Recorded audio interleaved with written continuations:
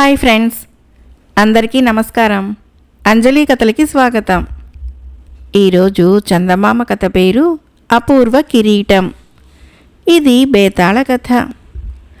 పట్టు వదలని విక్రమార్కుడు చెట్టు వద్దకు తిరిగి వెళ్ళి చెట్టుపై నుంచి శవాన్ని దించి భుజాన వేసుకొని ఎప్పటిలాగే మౌనంగా శ్మశానం కేసి నడవసాగాడు.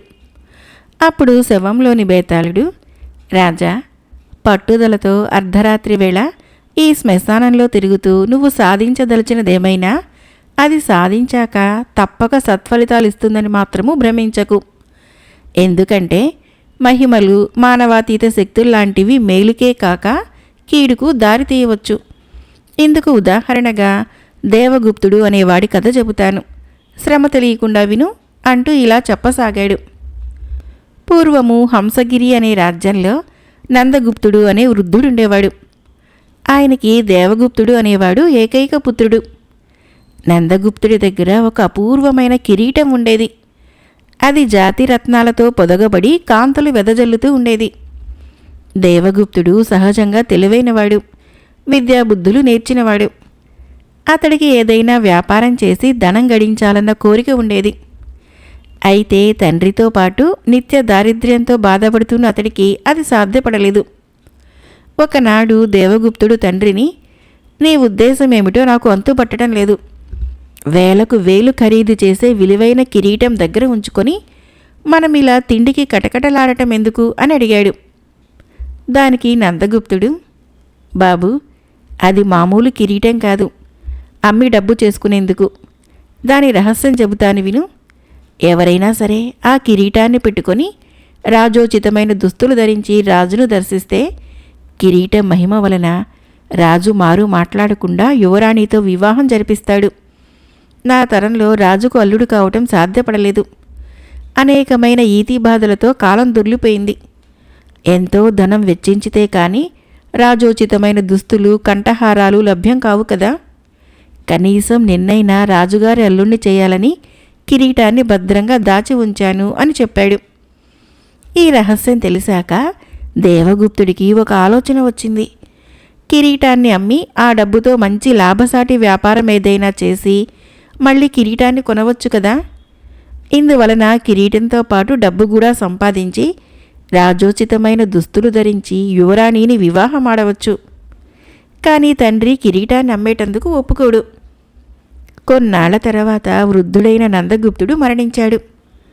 దేవగుప్తుడు కిరీటాన్ని ఒక శ్రీమంతుడికి కోరినప్పుడు తిరిగి అమ్మే షరతు మీద 10,000 వరహాలకి అమ్మి ఆ ధనంతో సముద్ర వర్తకం ప్రారంభించాడు. అప్పటి వరకు సముద్ర వర్తకంలో పోటీ లేకుండా నెట్టుకు వస్తున్న మేఘనాథుడు అనేవాడికి దేవగుప్తుడి రంగప్రవేశము పెద్ద ప్రతిబంధకమైంది. అంచెలంచెలుగా విస్తరిస్తున్న దేవగుప్తుడి వ్యాపార దక్షతకు తట్టుకోలేక మేఘనాథుడు సముద్ర వర్తకానికి స్వస్తి చెప్పి రత్నాల వర్తకం ఆరంభించవలసి వచ్చింది.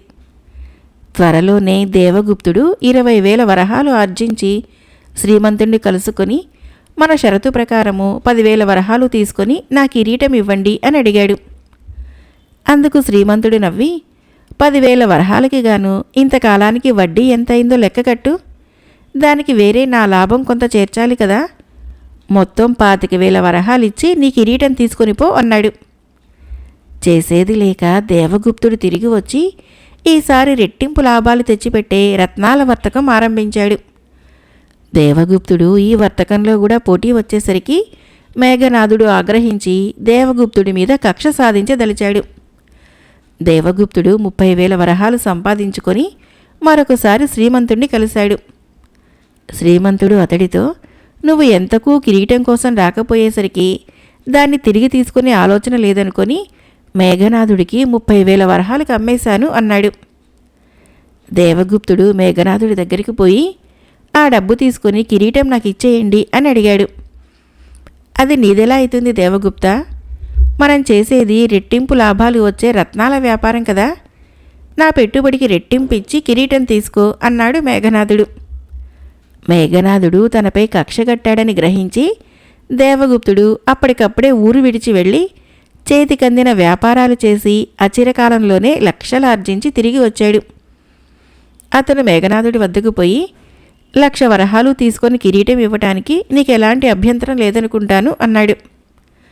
మేఘనాథుడు ఆశ్చర్యపోయి 10,000 వరహాలు విలువ చేసే కిరీటం కోసము నీ పాకులాట చూస్తూ ఉంటే ఆ కిరీటం వెనక ఏదో గొప్ప రహస్యం ఉన్నదన్న అనుమానం కలుగుతున్నది. అదేమిటో చెప్పు అని అడిగాడు. మేఘనాథుడు 1-2 క్షణాలు ఆలోచించి, అయితే నీ సంపద అంతా వదిలేసి కట్టుబట్టలతో వెళ్ళిపోతావా? కిరీటం ఇచ్చేస్తాను అన్నాడు. ఆ కిరీటం సాయంతో యువరాణిని పెళ్లాడవచ్చునన్న ఆలోచనలో ఉన్న దేవగుప్తుడు దానికి అంగీకరించి తన యావదాస్తిని మేఘనాథుడికి దారాదత్తం చేసి కిరీటం తీసుకున్నాడు. తర్వాత అతడు తాను ఎరిగిన వాళ్ళ నుంచి కొంత డబ్బు అప్పు తీసుకొని రాజోచితమైన దుస్తులు ధరించి కిరీటం పెట్టుకుని రాజును కలుసుకోవాలనుకున్నాడు. అయితే అదేమి చిత్రమో గాని దేవగుప్తుడికి చిల్లిగవ్వ కూడా అప్పు పుట్టలేదు. అంతేకాక దినదినానికి అతడి పరిస్థితి దిగజారి పూట గడవని స్థితికి చేరుకున్నాడు. ఈ స్థితిలో దేవగుప్తుడు బాగా ఆలోచించి మేఘనాథుణ్ణి కలుసుకొని, ఈ కిరీటం రహస్యం చెప్పి నీకిచ్చిపోదామని వచ్చాను. దీన్ని పెట్టుకుని రాజోచితమైన వస్త్రాలు ధరించి రాజుని కలుసుకుంటే కిరీటం మహిమ వలన ఆయన యువరాణితో నీకు వివాహం జరిపిస్తాడు. దయచేసి నువ్వు కిరీటం తీసుకొని కొంత డబ్బు ఇచ్చావంటే ఏదైనా వ్యాపారం చేసుకుని బతుకుతాను అని ఎంతో దీనంగా అడిగాడు. మేఘనాథుడు కిరీటం తీసుకొని, నీకు డబ్బు ఇచ్చానంటే వ్యాపారంలో నాకే పోటీ అవుతావు. మర్యాదగా ఇక్కడి నుంచి వెళ్ళిపో, లేదంటే నా మనుషులతో చావ చితక కొట్టిస్తాను అన్నాడు. దేవగుప్తుడు అన్ని విధాల బలహీనుడు కనుక మేఘనాథుడికి భయపడి వెంటనే ఊరొదిలి వెళ్ళిపోయాడు. అక్కడ మరొక ఊరు చేరి ఎలాగోలా తిప్పలు పడి అప్పు చేసి వ్యాపారం మొదలుపెట్టాడు. కొద్ది కాలంలోనే అతడి వ్యాపారము 3 పువ్వులు 6 కాయలుగా పరిణమించింది. ఒకనాడు దేవగుప్తుడి వద్దకు ఒక బికారి వచ్చి, దేవగుప్త, నేను మేఘనాథుణ్ణి. కాలం కలిసి రాక అంతా పోగొట్టుకుని ఇలా బికారినైపోయాను. నిన్ను గురించి విని కిరీటం ఇచ్చిపోదామని వచ్చాను. దీన్ని తీసుకుని నువ్వైనా యువరాణిని పెళ్లి చేసుకుని సుఖించు అన్నాడు. అందుకు దేవగుప్తుడు, కిరీటం నీ దగ్గరే ఉంచుకో, నాకు వద్దు అని చెప్పి మేఘనాథుణ్ణి పంపించేశాడు. బేతాళుడు ఈ కథను చెప్పి, రాజా, అపూర్వ కిరీటం రహస్యం చెప్ప నిరాకరించి సర్వం పోగొట్టుకున్న దేవగుప్తుడు చివరకు దాని రహస్యం మేఘనాథుడికి చెప్పి ఎందుకు కిరీటాన్ని వదులుకున్నాడు? దేవగుప్తుడి జీవితాశయము అపూర్వ కిరీటం సాయంతో యువరాణిని పెళ్లాడాలనే కదా. అటువంటప్పుడు కోరి వచ్చి కిరీటం తీసుకోమని అడిగిన మేఘనాథుణ్ణి దేవగుప్తుడు ఎందుకు తిరస్కరించాడు? కిరీటం యొక్క దుష్ట ప్రభావం వలన మొదట నందగుప్తుడు, తర్వాత దేవగుప్తుడు, చివరకు మేఘనాథుడు దరిద్రులయ్యారనుకుంటే కిరీటాన్ని కొన్న శ్రీమంతుడి మాటేమిటి? ఆయనకు ఎలాంటి నష్టమూ వాటిల్ల లేదు కదా. ఈ సందేహానికి సమాధానం తెలిసి కూడా చెప్పలేకపోయావో నీ తల పగిలిపోతుంది అన్నాడు. దానికి విక్రమార్కుడు, అపూర్వ కిరీటము చిత్రమైన మహిమో లేక దుష్ట ప్రభావం కలదిగానో కనిపిస్తున్నది. దాన్ని చేపట్టినవాడు రాజోచితమైన వస్త్రాభరణాలు సంపాదించుకొని యువరాణిని పెళ్లాడటం జరగని పని అన్నమాట. ఈ విషయము అనుభవం ద్వారా తెలుసుకున్న దేవగుప్తుడు తన మీద కక్షతో తన సంపదనంతా దోచి దరిద్రుణ్ణి చేసిన మేఘనాథుణ్ణి దెబ్బతీయాలని అతడికి దాని రహస్యం చెప్పి అంటగట్టాడు. దాని ప్రభావం వలన సర్వం కోల్పోయిన మేఘనాథుడు విషయం గ్రహించి దాన్ని తిరిగి దేవగుప్తుడికిచ్చి అతన్ని దరిద్రుణ్ణి చేయాలని చూశాడు. అనుభవం నేర్పిన పాఠంతో దేవగుప్తుడు మేఘనాథుడి నుంచి కిరీటం తీసుకొని నిరాకరించాడు. ఇక దేవగుప్తుడి నుంచి కిరీటం కొన్న శ్రీమంతుడి నుంచి మొదటిసారి కిరీటం తీసుకున్న మేఘనాథుడు నష్టపడకపోవటానికి కారణము వాళ్లకు కిరీటం రహస్యం తెలియకపోవటమే. అంటే రహస్యం తెలిసిన వాణ్ణి మాత్రమే అది దరిద్రుణ్ణి చేస్తుందని అర్థమవుతున్నది అన్నాడు. రాజుకు ఈ విధంగా మౌనభంగం కలగగానే బేతాళుడు శవంతో సహా మాయమై తిరిగి చెట్టెక్కాడు. మరొక కథ పేరు పిశాచాల జేగంట. ఇది చీనా జానపద కథ. పూర్వము చీనాలో ఒక అన్న ఒక తమ్ముడు ఉండేవారు. కావటానికి వాళ్ళు ఒక తల్లి పిల్లలే అయినా వాళ్ళ బుద్ధులలో ఎంతో వ్యత్యాసం ఉండేది. అన్న చాలా చెడ్డవాడైతే తమ్ముడు ఎంతో బుద్ధిమంతుడు. తండ్రి పోగానే అన్న డబ్బంతా తన సొంతం చేసుకుని దాన్ని హెచ్చు వడ్డీలకు అప్పులిచ్చి ధనవంతుడయ్యాడు. తమ్ముడు అన్నకు ఎదురు చెప్పక గ్రామంలో వాళ్ళకి రకరకాలుగా సహాయపడుతూ అస్తమానము శ్రమ చేస్తూనో ఇతరులకు సహాయంతోనో పొట్టగడుపుకుంటూ ఉండేవాడు. ఒకనాడు తమ్ముడు చక్కెర పాకం కావడి వేసుకొని పొరుగురిలో ఇచ్చి రావాల్సి వచ్చింది. దారి కొండదారి. అంతకు ముందే వాన కురియటం చేత కొండ చర్య జారుడుగా ఉన్నది. తమ్ముడు కావడి వేసుకుని కొండదారి వెంట ఎక్కుతూ ఉండగా కాలు జారింది. వాడు పాకం కడవలతో సహా పల్లానికి దొర్లాడు. కడవలలో ఉన్న పాకమంతా వాడి ఒంటి నిండా పట్టి గట్టిగా బిగుసుకున్నది. వాడు పడిన చోటి నుంచి లేచేలోపుగా కొన్ని పిశాచాలు అటుగా వచ్చి, అమ్మయ్యో ఎంత పెద్ద చక్కెర బొమ్మో అని కేకలు పెట్టాయి. కొన్ని పిశాచాలు అప్పటికప్పుడే ఆ చక్కెర బొమ్మను తినేయాలనుకున్నాయి. కానీ అంత పెద్ద చక్కెర బొమ్మను ఒక్క పళంగా తినడం సాధ్యం కాదు. అందుచేత పిశాచాలన్నీ సాయం పట్టి తమ్ముణ్ణి తమ గుహకు తీసుకొని పోయి ఒక రాతి మీద పడుకోబెట్టాయి. తర్వాత పిశాచాలు ఆ చక్కెర బొమ్మ చుట్టూ గుంపుగా చేరి కొన్ని చక్కెర పెళ్లలు గిల్లుకొని తిన్నాయి. ఇంతలో ఒక కొమ్ములు గల పిశాచము, ఇక చాలు, చక్కెర జాస్తిగా తింటే అన్నం సహించదు, తిండి తిని మనం ఆడుకోవటానికి పోవాలి, మన జేగంట పట్టుకుని రండి అన్నది. తమ్ముడు అంతసేపు కదలక మెదలక చక్కెర బొమ్మలాగే ఉండిపోయాడు. తాను మనిషిని అని తెలిస్తే ఆ పిశాచాలు తనను బతకనివ్వక నానా హింస పెడతాయని వాడికి తెలుసు. నెత్తిన కొమ్ములు గల పిశాచము జేగంట వాయించేసరికల్లా గారడీలాగా రకరకాల ఆహార పదార్థాలు వచ్చేశాయి. ఆ పదార్థాల గుమాయింపు ముక్కుకు తగిలేసరికి తమ్ముడికి నోరూరి చెడ్డ ఆకలైంది. పిశాచాలు ఆ పదార్థాలన్నింటినీ సంతోషంతో తిని జేగంటని ఒకచోట భద్రంగా దాచి గంతులేసుకుంటూ ఆడుకోవటానికి వెళ్ళిపోయాయి. గుహలో ఇంకెవరూ లేకుండా పోయాక తమ్ముడు రాతిపై నుంచి చెంగున లేచి దాచి ఉన్న చోట నుంచి జేగంట సంగ్రహించి దాన్ని తన చొక్కాలో దాచుకొని కాలి సత్తువ కొద్దీ ఇంటికి పరిగెత్తాడు. ఆ తర్వాత తమ్ముడికి భోజనం సమస్య తీరిపోయింది. వాడు కావాలనుకున్నప్పుడల్లా జేగంట తీసుకుని వాయిస్తే చాలు, క్షణాల్లో వాడి ముందు మృష్టాన్నము సిద్ధంగా ఉండేది. తమ్ముడికి పట్టిన ఈ అదృష్టం గురించి వివరాలు తెలియగానే అన్నకి పట్టరాని అసూయ పుట్టుకొచ్చింది. తమ్ముడిలాగా చేస్తే తనకు అలాంటి అదృష్టం పడుతుందని వాడు కూడా ఒక చక్కెర పాకం కావడి భుజాన వేసుకుని అదే కొండదారిన బయలుదేరాడు. ఈసారి బురద జారుడు లేవు. అందుచేత అన్న కావాలని పడి పల్లానికి దొర్లి పాకము ఒళ్ళంతా పూసుకొని పడుకున్నాడు. కొంతసేపటికి పిశాచాలు అటుగా వచ్చాయి. అవి అన్నను చూసి, పారిపోయిన చక్కెర మనిషిడుగో, వీడిని మన గుహకు తీసుకుని పోయి ఏం చేయాలో అది చేద్దాము అని అరిచాయి. ఈ మాటలు విన్న అన్న తన పంట పండింది కదా అనుకుని సంతోషించాడు. పిశాచాలు అన్నని భుజం మీద వేసుకుని ఎత్తుకుపోయి తమ గుహలోని రాతి మీదకు చేర్చాయి. కొమ్ముల పిశాచము, క్రిందటిసారి ఈ చక్కెర మనిషి మన జేగంట దొంగిలించుకొని పోయాడు. అందుచేత ఈసారి మనము వీణ్ణి బాండంలో కొంచెం ఉడకబెట్టి ఉంచుదాము అన్నది. పిశాచాలు అన్నను ఒక ఖాళీ బాండంలో పెట్టి నీళ్లు పోసి బాండం క్రింద మంట వేశాయి. బాండంలో నీరు కాగి వేడి ఎక్కుతున్న కొద్దీ అన్నకి బాధ హెచ్చింది. చివరికి వాడు వేడి భరించలేక బాండంలో నుంచి బయటికి దూకి గుహ బయటికి పరిగెత్తాడు. కానీ వాడు ఎంతో దూరం పోక మునిపే పిశాచాలు వెంటబడి వాణ్ణి పట్టుకున్నాయి. కొమ్ముల పిశాచము మిగిలిన పిశాచాలతో, వీడు మళ్ళీ మనకు చిక్కుతాడో లేదో, ఎప్పటికీ జ్ఞాపకం ఉండేటట్టుగా వీడికి తగిన శిక్ష వేసి పంపిద్దాము అన్నది.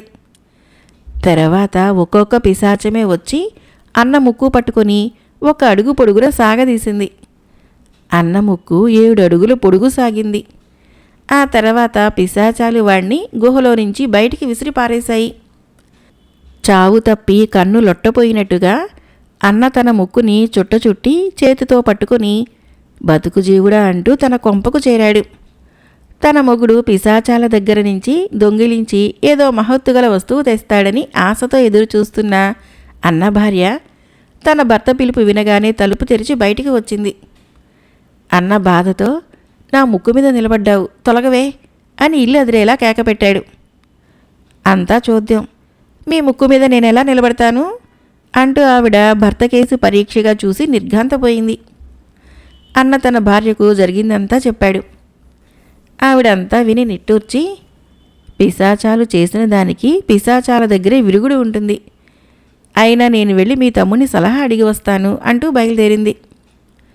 వదినగారు తన కోసం వచ్చేసరికి తమ్ముడు నాగలి కట్టుకుని పొలానికి పోబోతున్నాడు. వాడు చిత్రమైన మనిషి. తన వద్ద ఉన్న జేగంట ఒక్క తిండికే కాక ఇంకా ఏది కావలసినా ఇస్తుందని వాడు అదివరకే తెలుసుకుని ఉన్నాడు. అయినప్పటికీ వాడు పని లేకుండా సోమరి బతుకు బతకడం ఇష్టం లేక ఆ గంట సహాయంతో తనకు కావలసిన వ్యవసాయ పరికరాలు మాత్రం సంపాదించుకొని తర్వాత గంటను పెట్టెలో దాచిపెట్టేసి కష్టించి జీవిస్తున్నాడు. ఏం వదినా ఇలా వచ్చావు అని వాడు అన్న భార్యను అడిగాడు. ఆవిడ కంట తడిపెట్టుకుంటూ అన్నకు పిశాచాలు చేసిన శిక్షను గురించి వివరంగా చెప్పింది. తమ్ముడు అంతా విని, నేను పిశాచాలు ఉండే కొండ ప్రాంతానికి మరొకసారి వెళ్ళి అన్న ముక్కు సరిచేసే మార్గం ఏమైనా ఉందేమో తెలుసుకుని వస్తాను అన్నాడు. ఆ రోజు పిశాచాలు తిండి తినే వేళకు తమ్ముడు అవి ఉండే గుహను చేరుకుని లోపల పిశాచాలు ఆడుకునే మాటల్ని శ్రద్ధగా ఆలకించాడు. మాటల మధ్యన ఒక పిల్ల పిశాచము, పాపం ఆ చక్కెర మనిషి ముక్కు ఏమైందో అన్నది. వాడికి బుద్ధి ఉంటే దాన్ని సరిచేసుకునే సాధనం వాడి దగ్గరే ఉంది.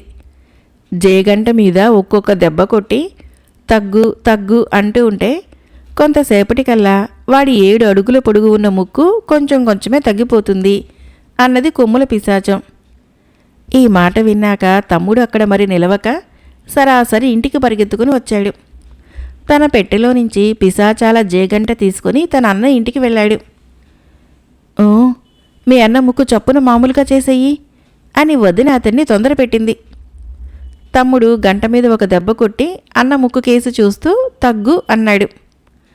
అన్న ముక్కు 3 అంగుళాలు తగ్గింది. వాడు మరొక దెబ్బ కొట్టి మళ్ళీ తగ్గు అన్నాడు. అది మళ్ళీ 3 అంగుళాలు తగ్గింది. ఒక పావు గంట గడిచేసరికి అన్న ముక్కు 4 అడుగుల పొడుగు మాత్రమే ఉన్నది. కానీ అన్న భార్యకి ఆ పావు గంట ఒక యుగంలాగా తోచింది. తమ్ముడు తెలివి తక్కువ వాడై తాత్సారం చేస్తున్నాడని ఆమెకు తోచింది. ఆవిడ ఇక భరించలేక తమ్ముడు చేతిలో నుంచి జేగంట శీలా లాగేసుకుని తగ్గు తగ్గు తగ్గు అంటూ గంటని గబగబా బాధసాగింది. ఈ బాధుడి ఫలితంగా గంట కాస్త పగిలి ముక్కలైపోయింది. ఆ సరికి అన్న ముక్కు తగ్గిపోవటమే కాక అసలు ముక్కే లేకుండా పోయింది. భార్య బుద్ధి తక్కువ వలన తొందరపాటు వలన వాడు శాశ్వతంగా ముక్కిడైపోయాడు. మరొక కథ పేరు నీతి బోధన. ఈ కథను రచించిన వారు వసుంధర గారు. సుధాకరుడు అనే అతడికి రాజాస్థానంలో మంచి ఉద్యోగం ఉన్నది. అతడికి బంధుప్రీతి ఎక్కువ. అందువలన ఒకసారి సెలవు దొరకగానే పల్లెటూరులోని తన చిన్న తాతగారింటికి వెళ్ళాడు. చిన్న తాతగారి పెద్ద కొడుకు గోపాలుడు గురుకులంలో పెద్ద చదువులు చదివినా ఇంటి దగ్గరే ఉండి వ్యవసాయం చూసుకుంటున్నాడు. సుధాకరుడిలో వినయం పాలెక్కువ. పెద్దలను గౌరవిస్తాడు. తనను గురించి గొప్పలు చెప్పుకోడు. తనకు వీలైనంతలో చుట్టుపక్కల వారికి సాయం చేస్తాడు. అతడి చిన్నతాత సుధాకరుణ్ణి ఎంతగానో మెచ్చుకొని, పట్టణంలో ఉంటూ పెద్ద ఉద్యోగం చేస్తూ కూడా నువ్వు ఇలా ఉన్నావు. గోపాలుడు అలా కాదు. ఊళ్ళో ఎవరితోనూ వాడికి పడదు. అస్తమానము ఇంట్లో అందరినీ దేనికో దానికి తప్పు పడుతూనే ఉంటాడు. మేం చెబితే వినడు. నువ్వు కాస్త చెప్పి చూడు నాయనా అన్నాడు. ఆ సాయంకాలము సుధాకరుడు గోపాలుణ్ణి మాటల్లోకి దింపి సంగతి సందర్భాలన్నీ తెలుసుకున్నాడు.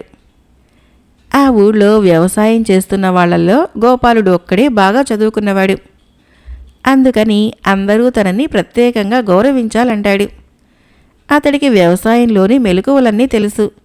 ఆ కారణంగా అందరూ తనని పొగడాలంటాడు. అతడు ఎన్నడూ ఎవరికీ సాయపడడు. అయినా అవసరం కలిగినప్పుడు అందరూ తనకు సాయపడాలంటాడు. ఎదుట వాళ్ళకి కష్టం వస్తే గోపాలుడు వాళ్ళని వేళాకోళం చేస్తాడు. తనకు కష్టం వస్తే అంతా తనని ఓదార్చాలంటాడు. ఎదుటివాళ్ళు బాగుపడితే అతడు ఓర్వలేడు. కానీ అందరూ తను బాగుపడితే సంతోషించాలంటాడు. ఎదుట వాళ్ళలోని లోపాలుంటే నిర్మోహమాటంగా చెప్పి కించపరిచే గోపాలుడికి ఎవరైనా తన లోపం చెబితే పట్టరాని కోపం వస్తుంది. గోపాల, తప్పంతా నీలోనే ఉన్నది. ముందు నీలో నువ్వు సహనము, మంచితనం పెంచుకోవాలి. అప్పుడు నువ్వు నీ చుట్టుపక్కల వాళ్లలో గొప్పతనాన్ని, మంచితనాన్ని చూడగలుగుతావు. అప్పుడు వాళ్ళు నిన్ను గౌరవిస్తారు అన్నాడు సుధాకరుడు. ఇది విని గోపాలుడు, అయితే ఇంతకు నువ్వనేదేమిటి అన్నాడు కోపంగా. నీలో అహంకారము, ఆశ, స్వార్థము, చిలిపితనము, అసూయ, కోపము, లోభము వంటి చెడ్డ గుణాలు చాలా ఉన్నాయి. వాటిని వదిలిపెట్టు. ప్రపంచమంతా నీకు మంచిగా తోస్తుంది అన్నాడు సుధాకరుడు. ఈ మాటలకి గోపాలుడికి మరింతగా కోపం వచ్చింది.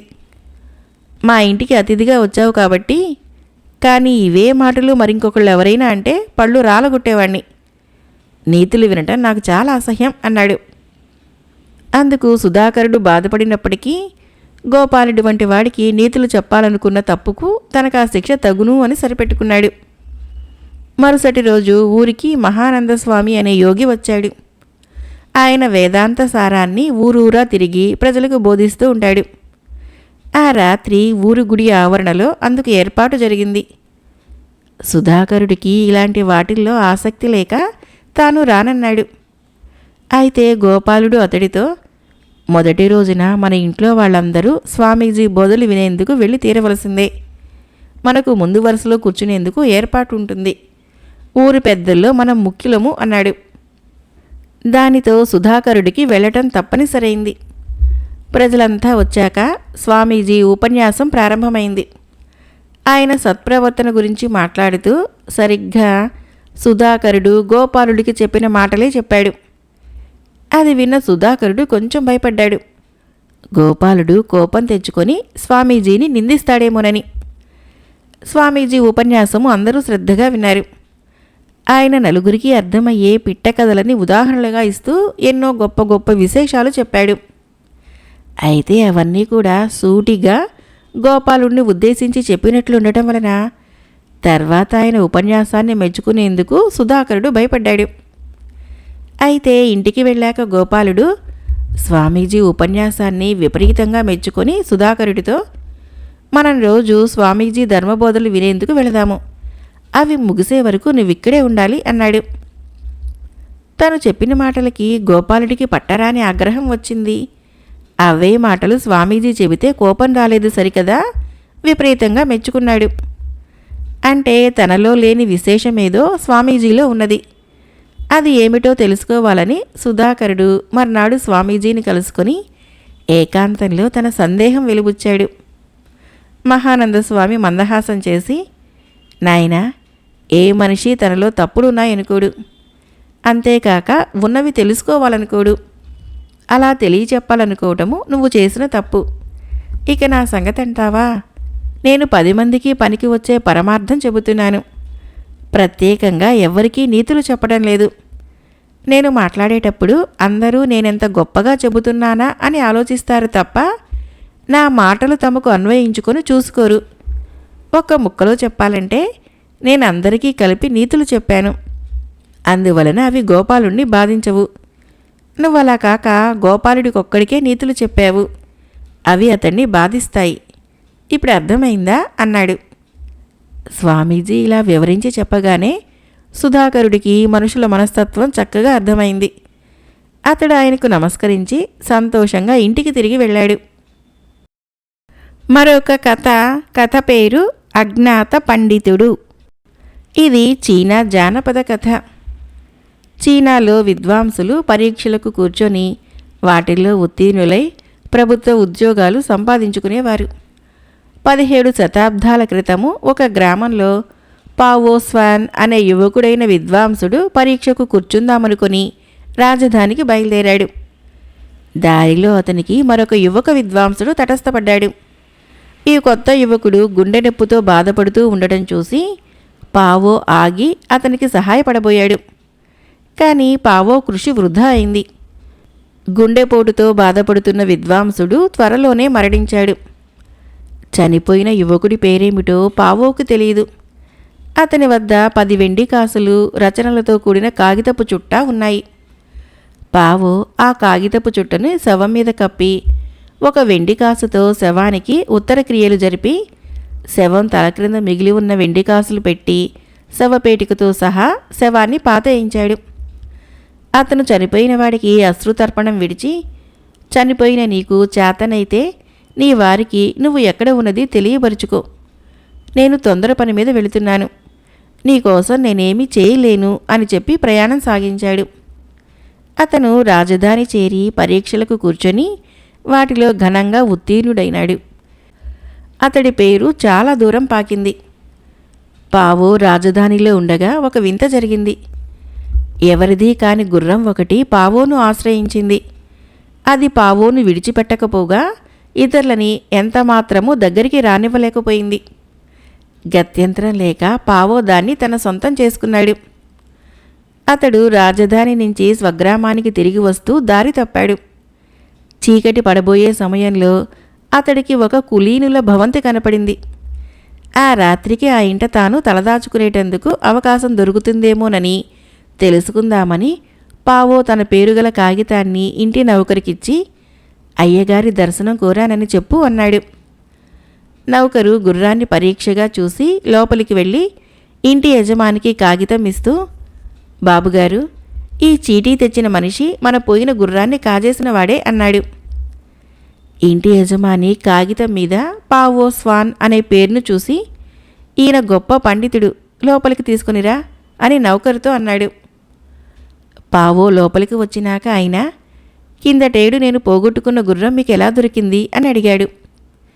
నేను రాజధానికి వెళ్ళేటప్పుడు దారిలో నాకొక విద్వాంసుడు తటస్థపడ్డాడు. అతను గుండె నొప్పుతో మరణించాడు అంటూ పావో తన కథ అంతా గృహ యజమానికి వివరంగా చెప్పాడు.